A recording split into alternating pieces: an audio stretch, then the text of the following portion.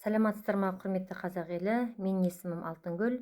Ең бірінші баршаңызды келіп жеткен тәуелсіздік мерекесімен шын жүректен құттықтаймын. Ата-бабаларымызға тағызым, мың алғыс. Осылай бізге тәуелсіздік алып бергендеріне, тәуелсіздік ол жаңағы қанның төгілуімен, жанның қиылуымен келген бізге тәуелсіздік қазақ еліне.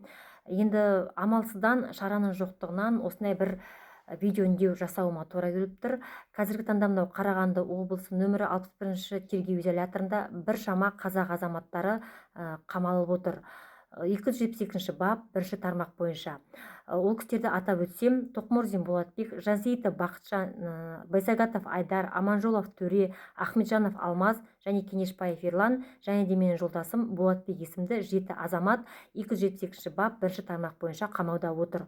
272-ші бап 1-ші тармақты оқи кетсем, ол кезде ол жерде былай айтылған: күш қолданумен, қиратумен, өртеумен, бұзумен, мүлікті жоюмен, атыс қаруын, жарылғыш заттарды немесе жарылыс құрылғыларын қолданумен, сондай-ақ билік өкіліне қарулы қарсылық көрсетумен ұласқан, оның ішінде шетелдік көздерден алынған қаражатты пайдалана отырып жаппай тәртіпсіздік ұйымдастырды деген айып тағылып отыр.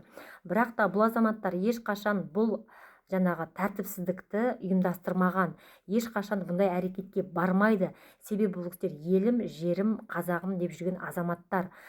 Біз осы істі мынау Қарағанды облысының прокуратурасы, жалпы Қазақстан бойынша бас прокуратура осы істі қатаң қадағалауға алуларыңызды өтінемін.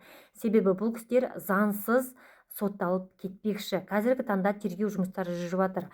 Бұл кісілерге тағылып отырған айып мүлде бұл кісілердің жаңағы шыққан сараптама нәтижесіне де сәйкес келмейді. Сараптама нәтижесінде де айтылған ешқандай артық құқық бұзушылық жоқ деп. Сол себепті бұл кісілерді ақтап шығаруларыңызды сұраймыз. Заңсыз кетіп қалмаса екен бұл кісілер. Біздің Қазақстанда әділдік бар болса, әділ шешім шықса, бұл кісілерге осы істі қадағалауға, қатаң бақылауға алуларыңызды сұраймын.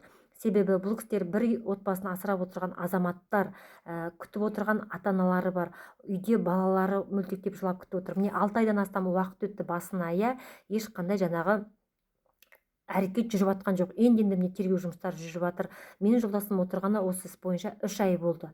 Жаңағы біз прокуратураға да жаздық, адвокаттармен де жаздық. Ешқандай жаңағы жауабымыз қанағаттандырылмағандықтан біз осындай жаңағы өз басым осындай үндеу жолдауға тура келіп тұр.